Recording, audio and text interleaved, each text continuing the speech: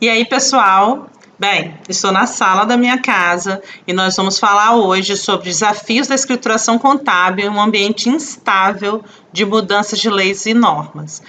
Achei maravilhoso o convite e já quero agradecer de antemão à BSSP por me convidar para esse congresso online sobre pensar contabilidade.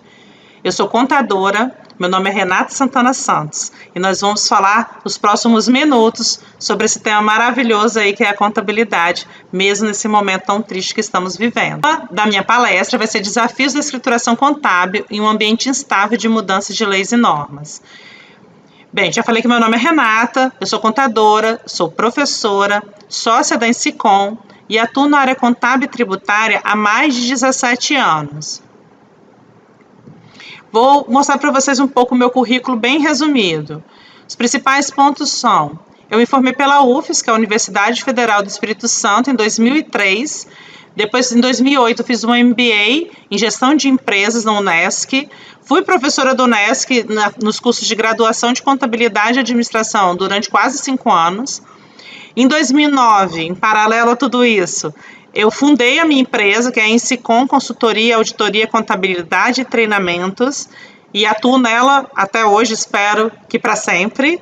Em 2010, a FAES e a FUCAP me chamaram para ser professora no curso de MBA deles. Em 2018, a BSSP também me convidou, e aí hoje eu sou professora no curso de MBA, tanto da BSSP quanto da FUCAP. E hoje o que eu estou fazendo? Eu estou finalizando o mestrado, falta defesa, estou trabalhando nela e fazendo um MBA em tecnologia de negócios, inteligência artificial, data science, big data, para entender um pouco mais dessa parte de tecnologia dentro da contabilidade. Nesse curso você vai aprender como afeta os lançamentos contábeis a instabilidade das normas tributárias e trabalhistas aqui do Brasil.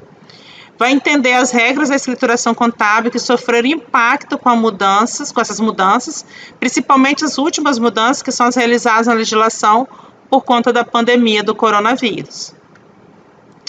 Antes de falar da parte das mudanças, que teve uma chuva de mudanças aí com essa pandemia, nós vamos falar sobre o DARF do INSS.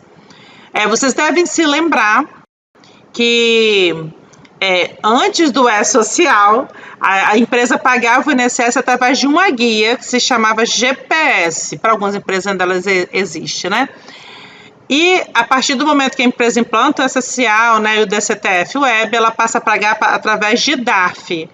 E uma simples mudança de guia, o que impacta na contabilização? Vamos entender primeiro como que a gente tem que contabilizar o INSS.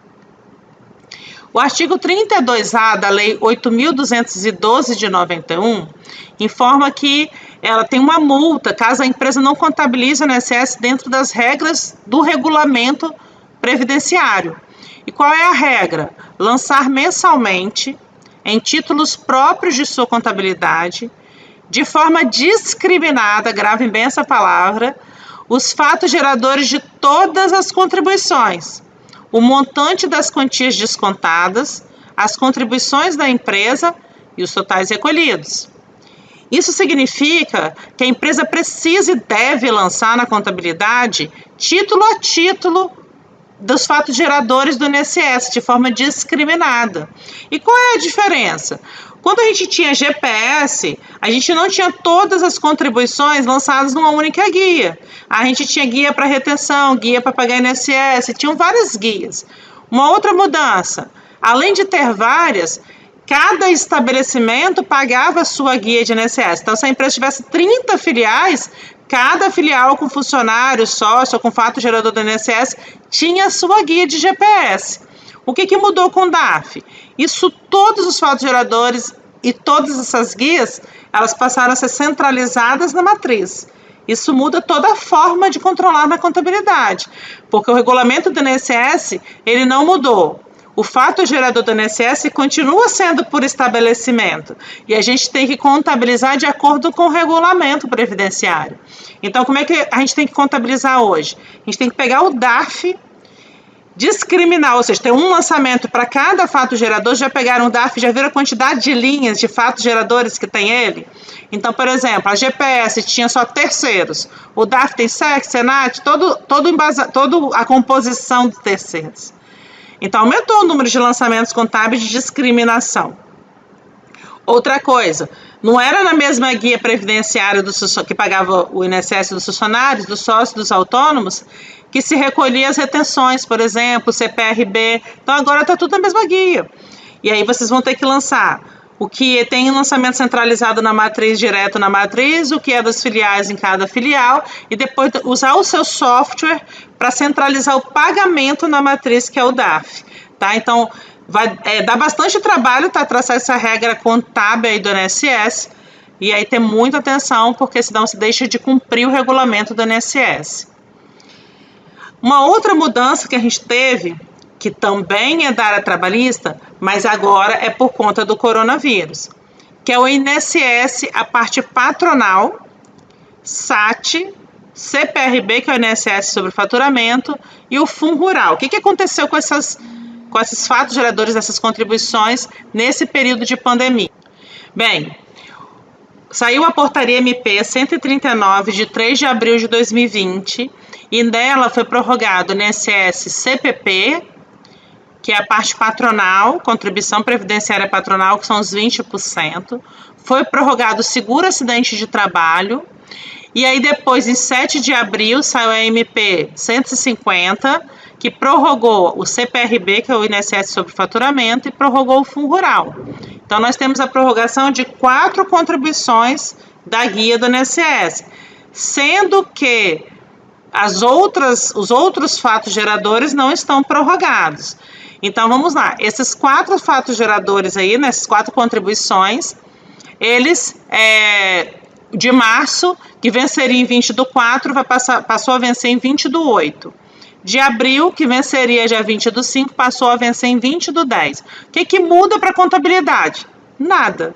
Você vai lançar o fato gerador de março em março, com todas as outras contribuições juntas. A diferença é que você vai ter 2 guias, uma que venceu dia 20/4 e outra que vai vencer dia 20/8.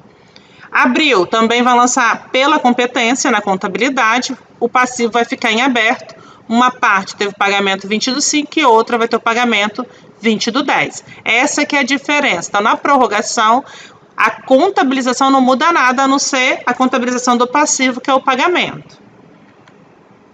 O único impacto contábil, então, da prorrogação é de que a empresa terá que permanecer com o passivo em aberto até o pagamento, pois os lançamentos continuam sendo por competência. Uma pergunta que me fazem: posso distribuir o lucro com base na contabilidade de forma antecipada?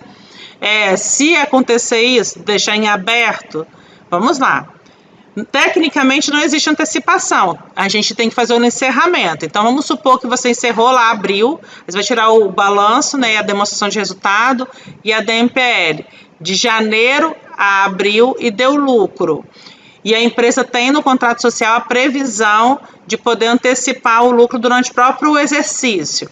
Aí se teve essa situação, mesmo com a guia em aberto, ela não está vencida, então pode distribuir o lucro de forma isenta, porque ela não está vencida ainda, tá ok? Então é só se os tributos estiverem vencidos, é que não pode distribuir lucro de forma isenta.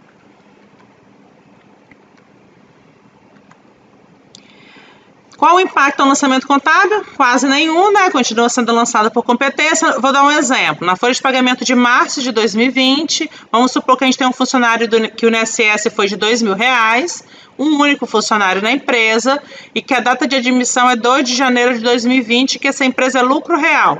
Vai lançar o valor da despesa sobre a parte patronal, aí, né, o que foi prorrogado, debita despesa, acredita passivo. E além disso, claro, vai também informar as outras contribuições, né? Desconto de funcionário, o que tiver, e aí vai para o passivo direto, né? Porque não tem o impacto quando é retenção, não tem impacto no resultado. Então, no resultado, impacta nenhum, ou seja, vai lançar e o passivo vai ficar em aberto um pouco mais de tempo do que ficaria anteriormente. Só que aí teve outra mudança na folha de pagamento, que são os terceiros do Sistema S. também por conta da pandemia, o que aconteceu? A MP 932 de 2020, ela reduziu na metade as alíquotas do Sistema S. Isso já deu maior confusão, inclusive, né? Reduziu na metade, veio uma liminar dizendo que não podia reduzir. Depois o STF saiu dizendo que vai reduzir. Então foi um caos aí, mas enfim, tá na metade mesmo, foi reduzido até agora, né? Até esse momento, se mudar alguma coisa até a data do vídeo, eu vou colocar um adendo aí para vocês, até a data da publicação do vídeo. Então, teve a MP 932 de 2020. O que aconteceu? Com essa redução na metade, isso impacta diretamente a contabilidade. O que impacta? Impacta de duas formas. Uma nós vamos ter vai ter uma redução, né? Vai ter uma menor despesa. E aí, quem é lucro real também vai ter um impacto na apuração do imposto de renda, que também, claro, vai impactar aí a contabilidade novamente. Então, vai pagar um pouco menos no Sistema S, mas lucro real vai pagar um pouco mais de imposto de renda, porque a despesa vai ser menor. Mas não é só isso, vamos continuar. O primeiro impacto é sobre a própria folha. Nos slides anteriores, eu mostrei que a folha desse funcionário tinha dado R$ 576 de INSS, mas com essa redução agora, passou a 518 em abril. Então, essa diferença realmente não será paga, então que é uma redução realmente para esse período, só que vai gerar uma menor despesa, ou seja, vai aumentar o resultado da empresa. Só que esse Sistema S a gente utiliza também para fazer a apropriação de férias 13º, que é a antiga provisão de férias 13º. E aí, o que impacta essa redução nessa apropriação mensal? Bem, no meu exemplo, o funcionário ganha R$ 2.000 por mês e foi admitido em janeiro de 2020. Então, nós fizemos a apropriação de férias em janeiro, fevereiro e março. E o total deu R$ 303,98. Nessa apropriação, estava prevista a alíquota cheia do Sistema S. Só que a partir de abril, é a alíquota reduzida do Sistema S. E aí, o que vai acontecer? Em 1º de abril, nesse meu exemplo, o funcionário foi admitido em janeiro de 2020, vai ter que ser estornado em abril o que foi apropriado a maior de março, fevereiro e janeiro. Estorna no dia 1º de abril. Abril, maio e junho já faz a apropriação mensal na alíquota nova do Sistema S. Se a MP perder a validade em julho, que é o que está previsto, pelo menos por enquanto, vai voltar a alíquota normal. Então, em julho, a empresa vai ter que lançar no mês de julho na alíquota normal, né, a apropriação, e lançar novamente de forma retrospectiva todo o valor que ficou com o valor reduzido. Tá? Então, o que vai acontecer? Em abril, a empresa vai estornar um pedaço da despesa e vai lançar já o valor do Sistema S reduzido, ou seja, vai ter um valor menor de INSS no resultado, maio também, junho também. Em julho, caso a MP perca a validade, além de lançar de forma retrospectiva, né, com a alíquota cheia, ainda vai lançar o mês de julho em diante com a alíquota cheia. Tá? Então, tenha atenção aí na apropriação mensal de férias 13º. Isso impacta a apuração do imposto de renda e da contribuição social e também a distribuição de lucro, caso ela seja feita durante o exercício. Não é só para férias, é férias e 13º. Eu dei o exemplo aqui de férias, mas a mesma ideia será feita para o 13º, tá ok? A empresa deverá estornar, então, os lançamentos de apropriação mensal de férias e 13º referentes ao Sistema S previdenciário, já lançados até 31/3 de 2020. Esse estorno deverá ocorrer em 1/4 de 2020, sendo que se a MP, né, perder a validade em 30/6, como ela está programada, deverá em 1º/7 lançar retrospectivamente na alíquota cheia. Então, tenha atenção aí, porque essa mudança do Sistema S alterou a contabilidade. Não é só para lucro real. Simples, lucro real, presumido, qualquer empresa que tenha funcionário, porque todas, por regime de competência, né, tem que fazer apropriação mensal de férias e 13º. A gente também tem outra mudança na folha de pagamento, que traz impacto aí para a contabilidade. Vamos falar sobre férias antecipadas. A medida provisória 927 de 2020 foi publicada na edição extra no dia 22 de março de 2020. E essa medida provisória trouxe diversas regras visando a preservação do emprego e da renda dos trabalhadores. Dentre elas, as que permitem a concessão antecipada de férias futuras, o pagamento do adicional de 1/3 de férias após a sua concessão e a prorrogação do prazo do pagamento do FGTS relativo às folhas de março, abril e maio. Então, são 3 itens principais aí dessa MP. Vou começar de trás para frente. O pagamento do FGTS prorrogado, o que muda na contabilidade? Nada. Vai continuar contabilizando por competência e é o passivo que foi prorrogado e vai ficar em aberto um pouco mais de tempo, tá ok? O pagamento do adicional de 1/3 de férias após a sua concessão, que você pode pagar depois, mas é só pagamento também, então o lançamento vai continuar sendo por competência. Então, o maior impacto realmente é a antecipação de férias. O que eu tenho que fazer com isso na contabilidade? Todo mês a empresa ela apropria férias, que é a antiga provisão. Todo mês ela faz a apropriação das férias, de 1/3 do INSS patronal, né, e o FGTS. Todo mês relativo a essas férias. Só que geralmente acontece o seguinte: o funcionário ele trabalha 12 meses e depois desses 12 meses, a empresa tem mais 11 meses para conceder as férias. Então, quando o funcionário entra de férias, ele já tem direito às férias. Outra coisa que poderia acontecer na regra normal o funcionário entrou na empresa e a empresa deu férias coletivas. Aí ele vai tirar férias só sobre o período que ele tem direito. O outro período que ele não tem direito é licença remunerada, não é férias. Então, isso também não impactava diretamente a apropriação mensal de férias. Só que agora, de forma extraordinária, por conta dessa pandemia, o governo permitiu antecipar férias, que o funcionário ainda não tem direito.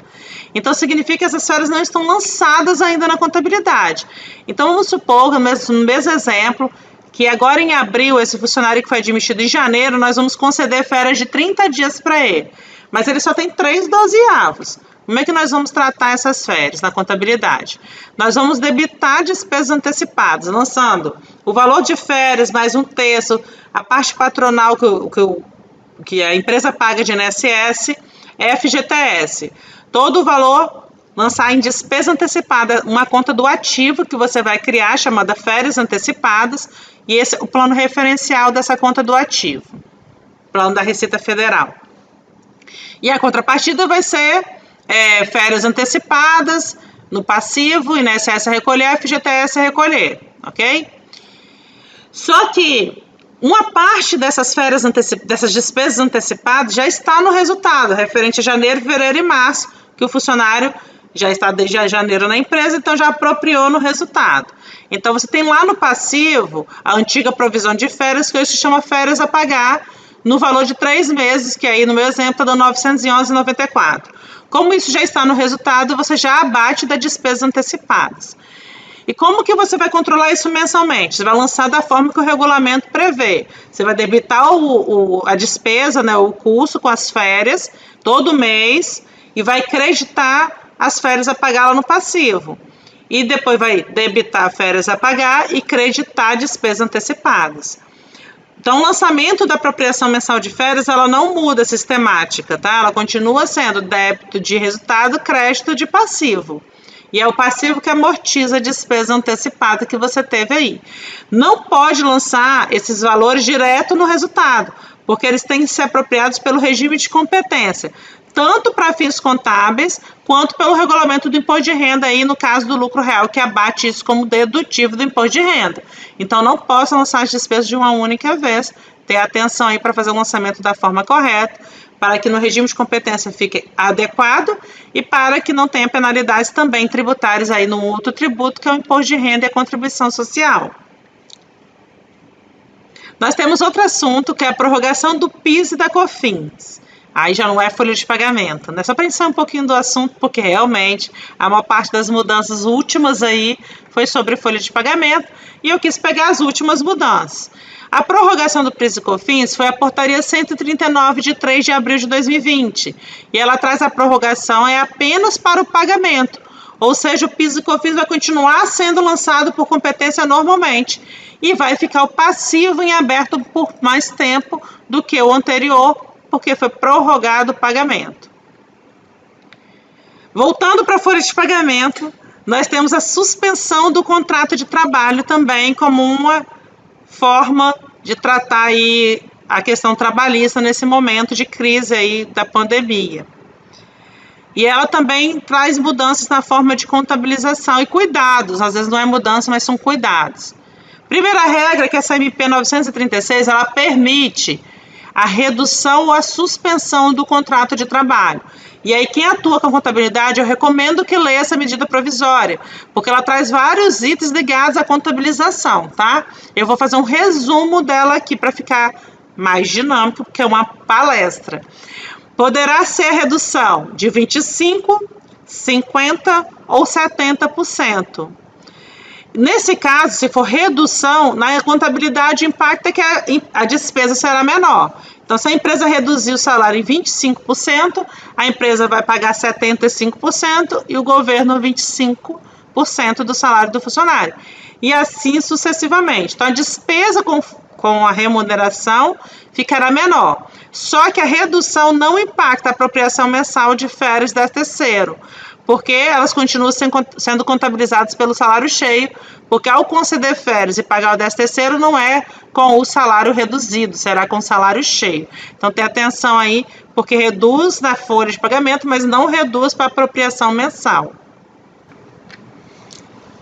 Aí nós temos o caso da suspensão. A suspensão também é na MP 936 de 2020 e ela pode durar no máximo 60 dias. Se a empresa faturou em 2019 acima de 4.800.000, ela tem que indenizar o funcionário mensalmente em 30%. Mas é uma indenização, não é salário. E a regra é a mesma, só pode durar no máximo 60 dias a suspensão. O que impacta na contabilidade? Primeiro, não vai ter custo nenhum com a folha de pagamento para os funcionários que estão com contrato suspenso por 60 dias. Sobre salário, sobre FGTS, sobre INSS, mas vai ter outros custos. Por exemplo, poderá ser excluído do lucro líquido para fins de imposto de renda e contribuição social essa indenização de 30%. Então, se o seu cliente faturou em 2019 acima de 4.800.000, ele vai ter que indenizar o funcionário em 30% e essa indenização é dedutível do imposto de renda e, é claro, é uma despesa na contabilidade. Só que ele não vai ter despesa de salário, vai ter despesa com indenização. E um detalhe importante, nessa MP não cita a suspensão das férias, do período de concessão das férias. Não cita nada sobre férias. Então, o entendimento mais prudente é que as férias têm que ser continuar sendo contabilizadas pelo salário cheio, porque ela não foi suspenso o período aquisitivo junto com a suspensão contratual. Porém, no que diz respeito ao 13º, está suspenso se do período ele tiver mais de 15 dias não trabalhados. Isso está claro na MP. E aí, nesse caso, se tiver o 13º suspenso, não deve ser apropriado mensalmente na contabilidade. Também tem que estar suspensa a despesa. Olha que problema, hein, gente? Controlar um pedaço para férias de um jeito, um pedaço para o 13º de outro. A questão das férias, ela é bem polêmica, mas eu estou seguindo exatamente o que está escrito na legislação. Caso tenha entendimentos diferentes depois, a gente volta a conversar. Mas até agora, é esse o entendimento, porque é o que está escrito na MP. Bem, se vocês tiverem dúvidas, vocês podem estar me enviando. Eu falei sobre desafios da escrituração contábil, um ambiente instável de mudanças de leis e normas. Meus contatos, tanto o WhatsApp como o e-mail, está aqui na tela para vocês. Me sigam nas redes sociais, Facebook, Instagram, LinkedIn. Se comprometa com as regras e normas das áreas tributárias e contábil e desafie-se. Um beijo para vocês e muita saúde. Até a próxima.